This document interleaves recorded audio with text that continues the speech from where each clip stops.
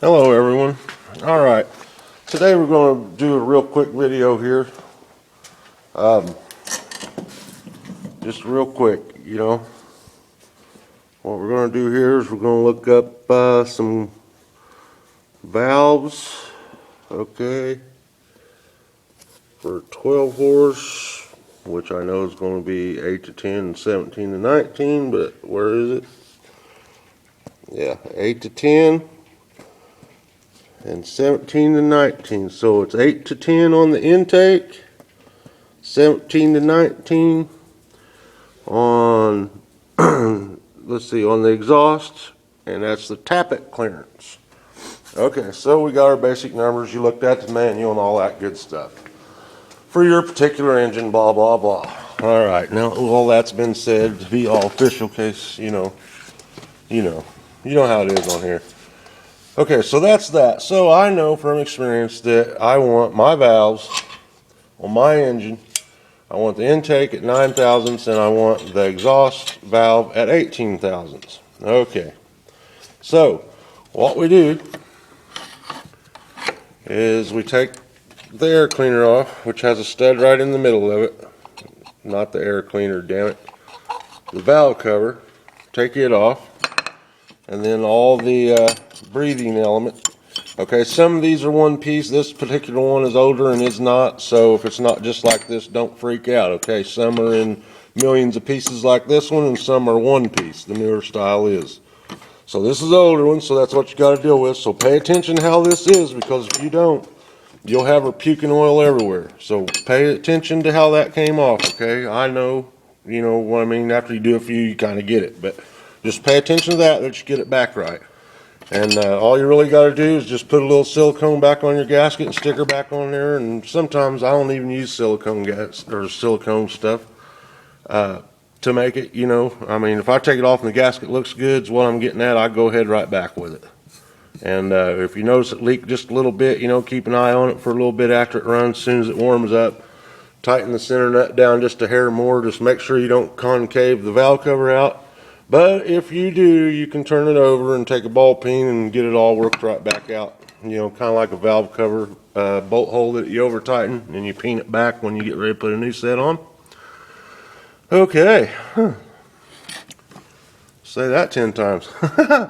All right, guys. Well, here we go. All right, so this is the exhaust valve.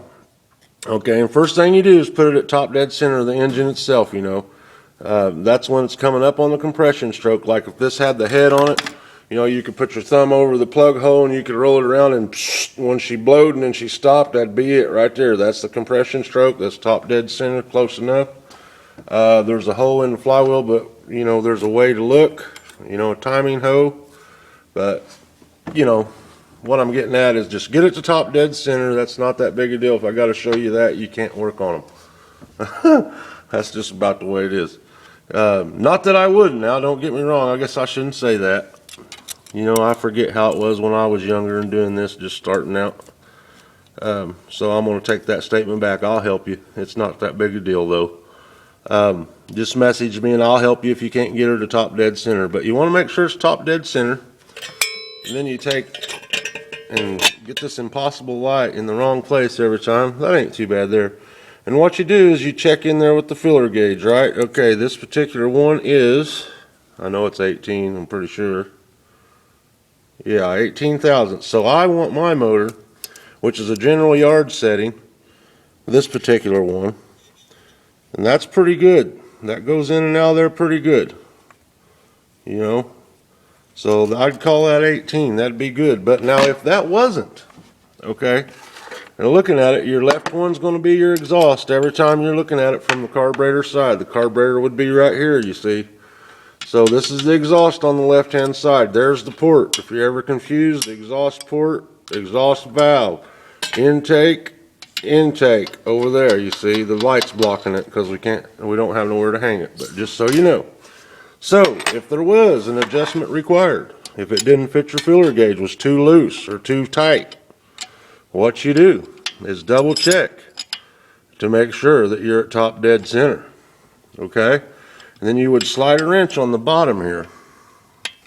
Okay, see it? There's a mark on it. Let me see, I'll tell you what I'll do. I'll try to stick my finger in there. There, you see it? See it? Where the wrench fits on the bottom there? Okay. And then you would take the top, and then we would turn it to adjust it.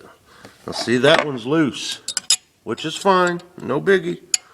But make sure you get it where you want it. You see what I'm saying? Get that wrench on here, like so, to hold it. It's hard to do holding the camera and everything, so I'm just showing you. And of course, you would have both wrenches on it both times, and then you would split it, okay? This way would close the gap. This way would widen the gap. And you'll see it in there. You'll know when you start trying to put your filler gauge back in there what you got. And as soon as you got it, lock these together just like a lock nut. Tighten this one down and turn this one this way. You got me? So this system locks. And then that keeps your clearance. And then recheck it again. And I always like to roll it over and check it again to make sure that you're where you want to be. You know, if you're 1/1000th out or something, it's not that big a deal. But like I said, set the intake at 9 and the exhaust at 18, and you'll have plenty of room. You just about can't go wrong there. You know, if you want to squeeze a little more out of her, there's some other things you can do on that, but we're not going to get into that right now. This is just a basic K-Series Kohler adjustment on your valves and where they're located and what have you. So that's about that. Okay, hope I got that explained right. I don't know, it's cold. And my dog's cold. Ain't you, Susie? Huh? About to freeze? Oh, you're begging to go in now. Okay, we better hurry. So, while I'm out here, we're going to throw this in too. Just for Merrie-Merrie. I think she was the one that wanted to know how to set a governor one time. So, what we're going to do here, let me get something here. This is what I always use. Now, what I do, now this one's been set. But what you want to do is you loosen all of this, you know. Okay, it's got to slide on this shaft. And then what you do is you take this shaft and you don't want it too hard. You know what I mean? Like that was probably a little too hard. Probably put marks on here, which I can take them off, not a big deal. But make sure these teeth don't eat this shaft up. You understand what I'm saying? Okay, so you want these clamped on in a manner that the weight of the vice grip, see how that holds that over? Now if that arm wasn't tight, it'd really hold it, but I know for a fact this one's been set. But there's the thing, this shaft, you know, loosen the outside of this lever, take this here, put your vice grips on it to hold it completely clockwise, counterclockwise. You got me? Counterclockwise. And you're looking at the carb, so hold that completely counterclockwise, which that's the nice thing about the vice grips, you see. You don't have to try to hold that and tighten this back because there's other adjustments. So let's get on with it. Okay, so this nut here is loose, of course. And this has a torque value too that should be followed. I usually don't. And the reason is because I've done so many, I can pretty much tell when she's clamped and when she ain't. But anyway, with this on, okay, you have the linkage on. You set the carburetor, you open the carburetor completely wide open. Look inside to make sure, can't see in there, but look in there to make sure, back there in that throat, that she's wide open, okay? And when she is, that's where you want to be. So this holding the weight all the way on your cross shaft, okay, you got me? This shaft in here, we'll call it, I'll keep things simple. That shaft all the way counterclockwise. This bolt is loose. This arm is moving free, okay, because you haven't locked it down here. And then you open your carb all the way open and hold that over, and then tighten that nut and lock this on this shaft. But make sure this shaft is all the way over. And if you put them vice grips on there, it holds weight on it.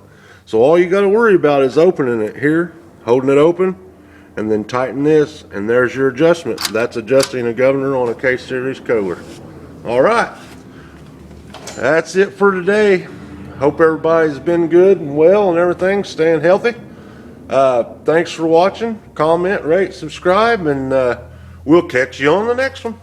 Come on, Susie, let's go in.